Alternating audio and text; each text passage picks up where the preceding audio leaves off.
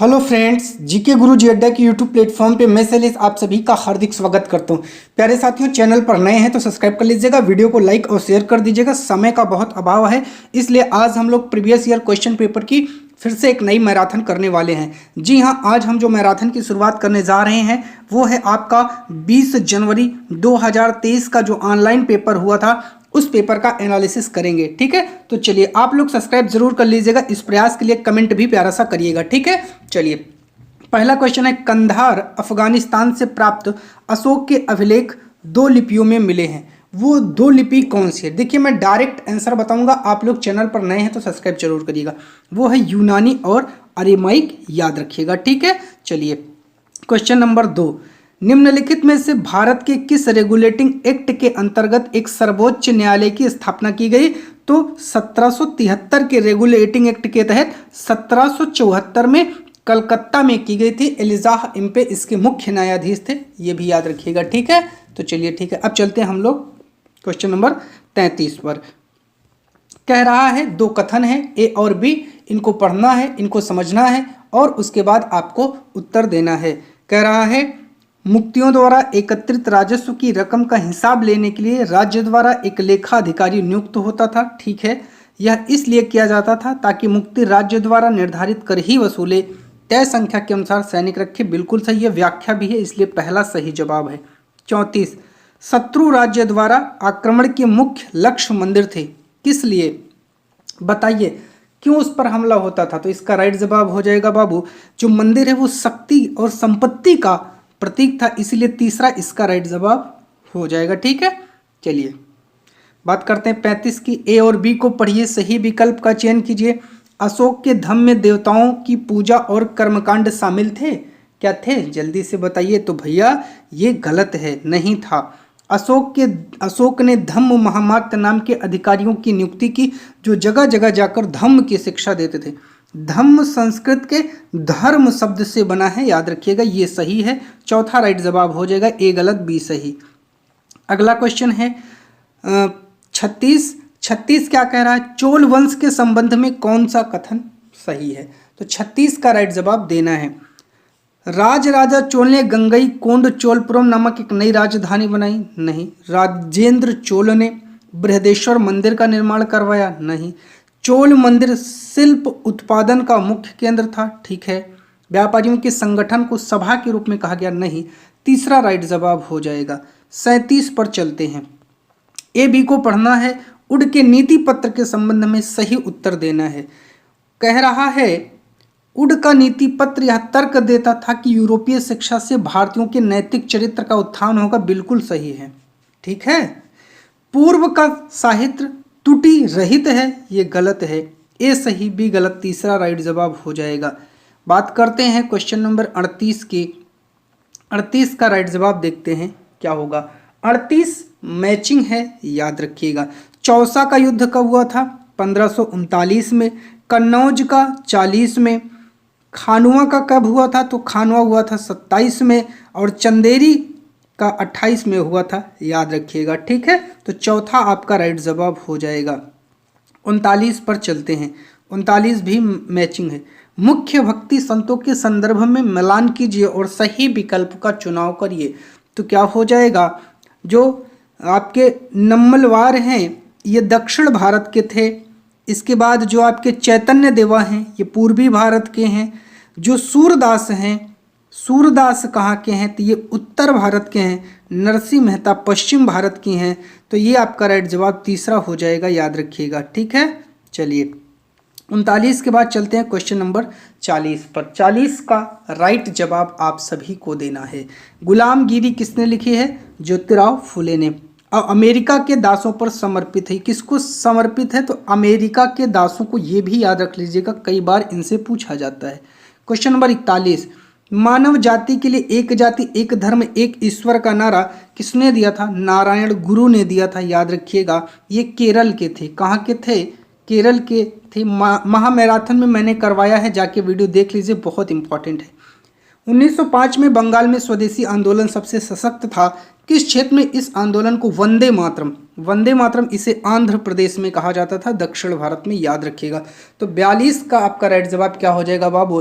42 का राइट जवाब आपका चौथा हो जाएगा। ठीक है, चलिए अब हम लोग चलेंगे अपने क्वेश्चन नंबर 43 पर। 43 का राइट जवाब देखते हैं क्या होगा।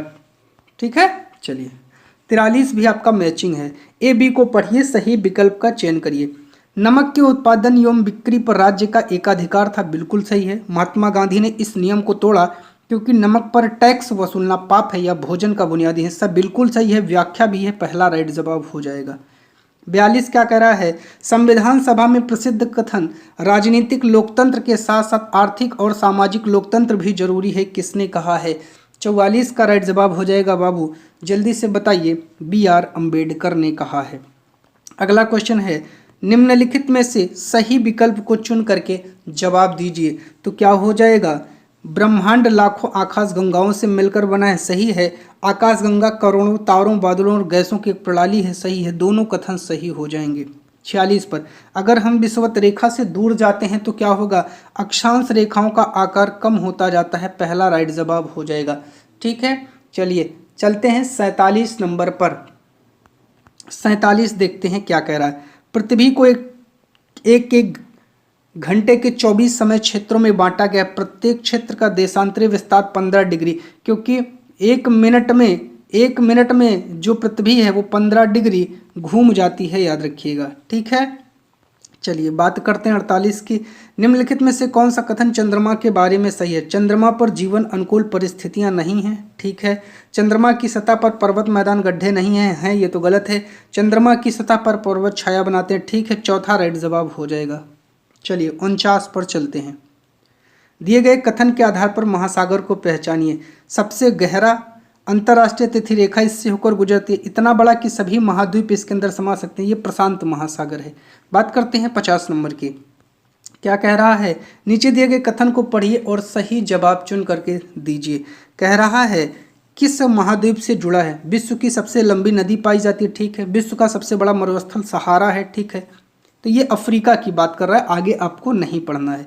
51 की बात करते हैं। 51 क्या कह रहा है, पढ़ करके देखते हैं, फटाफट जवाब देते हैं। बाबू देखिए समय का अभाव है, इसलिए आप लोग थोड़ा जल्दी करिएगा, ठीक है। चलिए समतापमंडल के बारे में AR को पढ़ना है, सही विकल्प का चयन करना है। हवाई जहाज उड़ाने के लिए आदर्श परिस्थितियां उपलब्ध करता है, बिल्कुल सही है। मौसम संबंधी घटनाएं होती हैं, ठीक है, पहला राइट जवाब हो जाएगा। व्याख्या भी करता है। 52 क्या कह रहा है? विश्व के सर्वोत्तम मत्स्य क्षेत्र कहाँ पाए जाते हैं? जहाँ ठंडी व गर्म जलधाराएं मिलती हैं, बिल्कुल चौथा राइट जवाब हो जाएगा। 53 पर चलते हैं। निम्नलिखित में से कौन सा क्षेत्र फलों की कृषि के लिए विश्व का फलोद्यान कहलाता है? जल्दी से बाबू 53 का राइट जवाब दे दो, क्या हो जाएगा? भूमध्य सागरीय प्रदेश, याद रखिएगा, ठीक है। चलिए 54 क्या कह रहा है? निम्नलिखित में से कौन सा विश्व का सबसे बड़ा नदी बेसिन है? तो 54 का राइट जवाब क्या हो जाएगा भैया? अमेजन नदी बेसिन है, याद रखिएगा, ठीक है। 55 ऐसी गतिविधि जिसमें प्राकृतिक वस्तुओं को अन्य रूप और अधिक मूल्यवान उत्पादों में बदल दिया जाता है, वह क्षेत्र क्या कहलाता है? 55 का जल्दी से राइट जवाब दे दो, द्वितीयक क्षेत्र कहलाता है। 56 पर चलते हैं। 56 क्या कह रहा है, आइए देख लेते हैं। कह रहा है कॉलम ए और कॉलम बी को मिलाइए। सेरीकल्चर का संबंध किससे है? रेशम कीट से है। तो देखिए ए का 4 कहाँ है? 2 में है, 3 में है। पिसीकल्चर जल्दी से मछली पालन से है। जल्दी से किससे है? मछली पालन से। तो तीसरा आपका राइट जवाब हो जाएगा, क्योंकि ये दूसरे में ऑप्शन गलत है, इसलिए तीसरा राइट जवाब हो जाएगा। आप लोग मैचिंग कर लीजिएगा। 57 पर चलते हैं। क्या कह रहा है? ए और आर को पढ़िए और सही विकल्प का चयन करके उत्तर दीजिए जल्दी से। 57 का आनंद मिल्क यूनियन सहकारी उपक्रम की सफलता की कहानी का बेहतरीन उदाहरण है, ठीक है। सहकारी क्षेत्र के उद्योगों का स्वामित्व संचालन कच्चे माल के उत्पादकों या पूर्तिकारों, कामगारों अथवा दोनों द्वारा होता है, बिल्कुल सही है। व्याख्या भी है, पहला राइट जवाब हो जाएगा। 58 पर चलते हैं। 58 का राइट जवाब जिसको भी आता है वो फटाफट कमेंट बॉक्स में दे दे, ठीक है। चलिए कह रहा है कि सामाजिक सांस्कृतिक विविधता के संबंध में कथन को पढ़िए अधिगमकर्ताओं के बीच में। सामाजिक सांस्कृतिक विविधता के संबंध में निम्नलिखित कथन को पढ़िए और सही विकल्प का चयन कीजिए। अधिगमकर्ताओं के बीच विविधता केवल उनकी सामाजिक और सांस्कृतिक पृष्ठभूमि में नहीं है, परंतु उनकी अधिगम शैलियों, आकांक्षाओं और मनोवृत्तियों में भी होती है, गलत है। एक समुदाय में व्याप्त विविधता को संदेह भरी नज़रों से देखना चाहिए क्योंकि यह अधिगम को नकारात्मक रूप से, ये भी गलत है। आपका दूसरा राइट जवाब हो जाएगा, दोनों गलत। चलिए 59 पर चलते हैं। निम्नलिखित में से कौन सा सामाजिक विज्ञान का उदाहरण नहीं है? तो 59 का राइट जवाब जल्दी से दे दो। क्या है? समय पर कर का भुगतान करना है, कोविड-19 के समय सामाजिक दूरी बनाए रखना, जल बर्बादी। चौथा राइट जवाब हो जाएगा एक विशेष ब्रांड की दंत मंजन का प्रयोग। ठीक है, चलिए 60 पर चलते हैं। भारतीय संसद के अंतर्गत क्या आता? लोकसभा, राज्यसभा, राष्ट्रपति। चौथा राइट जवाब हो जाएगा। ठीक है, तो 60 का हो गया। चलिए क्वेश्चन नंबर 61 पर चलते हैं। 61 क्या कह रहा है जल्दी से देख लेते हैं। कह रहा है विपक्ष किस प्रकार सरकार की जवाबदेही को सुनिश्चित करता है? सरकार की नीतियों व कार्यक्रमों की आलोचना द्वारा बिल्कुल सही है। जनमानस की राय को व्यक्त कर बिल्कुल सही है। सत्ताधारी दल की निरंकुशताओं पर रोक लगाकर बिल्कुल सही। संसद में बाधाएं डालकर नहीं। पहला राइट जवाब हो जाएगा। 62 कह रहा है भारतीय और विदेशी कंपनी दोनों के द्वारा बड़े शहरों में कॉल सेंटर स्थापित करने के लिए भारत का एक पसंदीदा गंतव्य बन गया। इसके पीछे क्या कारण है? जल्दी से। कम श्रमिक लागत, ठीक है। अंग्रेजी बोलने वाले की आबादी है, ठीक है। सुविधाजनक समय क्षेत्र, ठीक है। विशेष आर्थिक क्षेत्र नहीं है। पहला राइट जवाब हो जाएगा। चलते हैं 63 पर। ग्रामीण क्षेत्र में खेती के अलावा होने वाली गतिविधि को सामूहिकरण के रूप में पहचान कीजिए। तो इसका राइट जवाब क्या हो जाएगा? घड़े बनाकर, टोकरी बुनना, ईंट लगाना। बिल्कुल पहला राइट जवाब हो जाएगा। बात करते हैं अगले क्वेश्चन की 64 की। लोकतंत्र की प्रमुख विशेषता की पहचान करें। क्या है? जल्दी से बता दीजिए आप लोग, ठीक है, मैं जानना चाहता हूँ। 64 का राइट जवाब क्या हो जाएगा? तो समानता हो जाएगा। ठीक है, चलिए 65 क्या कह रहा है जल्दी से देख लेते हैं। निम्नलिखित में से कौन से जोड़े का सही रूप से मिलान हो रहा है? तो जल्दी से 65 का राइट जवाब दे दीजिए भैया, क्या हो जाएगा? कह रहा है महिलाओं के संपत्ति अधिकार हिंदू उत्तराधिकार अधिनियम 2005 से मिला है, ठीक है। लड़कियां शर्मीली होती हैं, लैंगिक रूढ़वादिता है, ठीक है। सहभागी लोकतंत्र, पंचायती राज प्रणाली व्यवस्था है, ठीक है। आपका पहला राइट जवाब हो जाएगा। चलते हैं अगले क्वेश्चन 66 पर। निम्नलिखित में से संविधान का वैध उद्देश्य क्या है? जल्दी से आप लोग कमेंट करिए, संविधान का वैध उद्देश्य क्या है? अपने नागरिकों के अधिकारों को बचाए रखना या उसका बचाव करना। बात करते हैं 67 के। भारतीय संविधान में के आधार पर अल्पसंख्यकों को संवैधानिक सुरक्षा प्रदान की गई। तो 67 का राइट जवाब क्या हो जाएगा भैया? भाषा के आधार पर, ठीक है। धर्म के आधार पर, सांस्कृतिक क्षेत्र के आधार पर नहीं। पहला राइट जवाब हो जाएगा। चलते हैं क्वेश्चन नंबर 68 पर। 68 कह रहा है कि निम्नलिखित में से कौन सा भारतीय न्यायपालिका में अपील की व्यवस्था का सही आरोही क्रम है? जल्दी से 68 का राइट जवाब, ये तो सभी को पता होगा।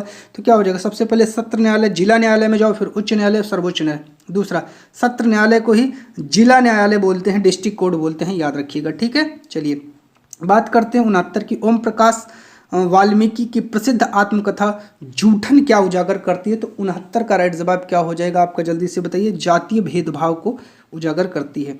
बात करते हैं 70 की। कथन को पढ़िए और सही जवाब दीजिए। समय समय पर भारतीय स्वतंत्रता सेनानियों ने निरंकुश ब्रिटिश कानूनों के विरुद्ध प्रदर्शन किया है। क्या सही है? तो भैया जल्दी से बताइए। मणिपुर में विवादास्पद कानून के विरोध में इरोम शर्मिला आमरण अनशन पर चली गई। उपरोक्त कथन के उदाहरण इसमें से क्या होगा? तो ये तीसरा राइट जवाब हो जाएगा। दमनकारी कानूनों के विरुद्ध में लोगों के प्रदर्शन को दर्शाता है, ठीक है। चलते हैं 71 पर। निम्नलिखित में से कौन सा सिद्धांत राजनीतिक विज्ञान तथा सामाजिक विज्ञान एवं राजनीतिक जीवन विषय के शिक्षा शास्त्रीय उपागम के लिए आवश्यक है? 71 का राइट जवाब क्या होगा? बच्चों को तथ्य स्मरण करने के श्रेष्ठ रूप में सीखते हैं। स्मरण करना गलत है। बच्चे संकल्पनाओं की अनुभवात्मक समझ के द्वारा श्रेष्ठ रूप से सीखते हैं। दूसरा राइट जवाब हो जाएगा। बात करते हैं 72 की। ईसा मसीह के जन्म के पूर्व सभी तिथियों की गणना किस में करेंगे? जल्दी से आप लोग 72 का राइट जवाब दीजिए। तो पश्चगामी के रूप में करते हैं। दूसरा राइट जवाब हो जाएगा। 73 पर चलते हैं। 73 क्या कह रहा है? राष्ट्रीय आंदोलन के विषय पर चर्चा के दौरान स्वतंत्रता सेनानियों को बुलाना किस प्रकार की शिक्षण रणनीति में आता है? 73 का राइट जवाब क्या हो जाएगा बताइए? निरंकुश में नहीं आएगा भैया। एक तो चर्चा में आ जाएगा, प्रदर्शन नहीं, प्रश्न उत्तर में आ जाएगा। चौथा राइट जवाब हो जाएगा। चलिए बात करते हैं क्वेश्चन नंबर 74 की और राइट जवाब देखते हैं क्या होगा। निम्नलिखित में से ज्ञान को समझने के लिए सामाजिक विज्ञान में प्रयोग में आने वाली कौन सी सामान्य विधियां हैं? तो जल्दी से जवाब दे दो भैया। 74 का राइट जवाब क्या हो जाएगा? बाध्यकारी नहीं होगा, सहभागी, विषयक, ऐतिहासिक। आपका चौथा राइट जवाब हो जाएगा। चलते हैं क्वेश्चन नंबर 75 पर। सामाजिक विज्ञान के शिक्षण के दौरान विद्यार्थियों को अधिक प्रभावी अवसर प्रदान किए जा सकते हैं। तो 75 का राइट जवाब क्या होगा? सभी विषयों की विस्तृत व्याख्या देकर नहीं, अधिक शिक्षण सामग्री के द्वारा नहीं, आवधिक परीक्षाओं के आयोजन से नहीं, वास्तविक जीवन की परिस्थितियों पर आधारित शिक्षण द्वारा, चौथा राइट जवाब हो जाएगा। 76 क्या कह रहा है, सामाजिक विज्ञान के शिक्षण के दौरान निम्नलिखित में से शिक्षक द्वारा विचार व्यक्त किया जाता है। तो 76 का राइट जवाब क्या हो जाएगा, कमेंट बॉक्स में आंसर दीजिए। संकल्पनाओं तथा सामाजिक राजनीतिक वास्तविकताओं का विश्लेषण करने की योग्यता पर बल, ठीक है। प्रासंगिक विषय वस्तु को शिक्षण अधिगम प्रक्रिया का हिस्सा होना, ठीक है। स्थानीय शिक्षण अधिगम संसाधनों पर आधारित गतिविधियों का संपादन, ठीक है। आपका राइट जवाब तीसरा हो जाएगा। 77 पर चलते हैं। 77 क्या कह रहा है, जिसको भी आता है कमेंट बॉक्स में आंसर दे देगा, ठीक है। चलिए, कह रहा है एक शिक्षिका अपने विद्यार्थियों को एक नए कानून के संबंध में चेतना पैदा करने की आवश्यकता पर एक नियत कार्य करने को कहती है। तो कौन सा विकल्प सही है, विद्यार्थी को इसके बारे में दैनिक समाचार पत्र में लिखने को कह सकती है, ठीक है। विद्यार्थियों को सहपाठियों के साथ इससे संबंधित एक परियोजना पर काम करने के लिए कह सकती है, ठीक है। विद्यार्थियों को प्रावधानों को सीखने और परीक्षा में भाग लेने के लिए कह सकती है, गलत है। आपका पहला राइट जवाब हो जाएगा। 78 पर चलते हैं। निम्नलिखित में से कौन सी विधि युवा संसद सत्र जैसे विषयों को पढ़ाने में सबसे उचित है, बताइए। 78 का राइट जवाब क्या हो जाएगा, नाट्यकरण तकनीकी, याद रखिएगा, ठीक है। चलिए 79 पर चलते हैं। 79 का आंसर जिसको आता है आलोचनात्मक चिंतन के बारे में बताना है, कमेंट बॉक्स में आकर के आंसर कमेंट करिए। चलिए, पूर्वाग्रह और निराधार कथनों का पता लगाने में सक्षम है, बिल्कुल ठीक है। 79 का आपको उत्तर देना है, ठीक है। चलिए, सीमित सोच, ये तो गलत हो जाएगा। मूल्यांकन शुरू होने से पहले किसी मुद्दे पर जितना संभव हो उतना ज्ञान प्राप्त कर सकते हैं, ठीक है। ज्ञात और संदिग्ध के बीच अंतर कर सकते हैं, ठीक है। तो ACD आपका दूसरा राइट जवाब हो जाएगा, याद रखिएगा। क्वेश्चन नंबर 80 पर चलते हैं। आर्थिक सिद्धांतों और कानूनों को प्रतिपादित करने के लिए भूगोल की विभिन्न क्षेत्रों से एकत्र किए गए आंकड़ों का विश्लेषण और व्याख्या की जाती है। तो 80 का राइट जवाब क्या हो जाएगा, आगमनात्मक विधि के तहत। 81 पर चलते हैं। 81 क्या कह रहा है, एक सामाजिक विज्ञान की शिक्षिका के लिए अपनी योग्यताओं और कौशल में वृद्धि करने के लिए निम्नलिखित में से कौन सा उपयोगी है। 81 का राइट जवाब क्या हो जाएगा, भैया दे दीजिए। एक विशेष ढंग से पढ़ाने पर टिके रहना, ये गलत है।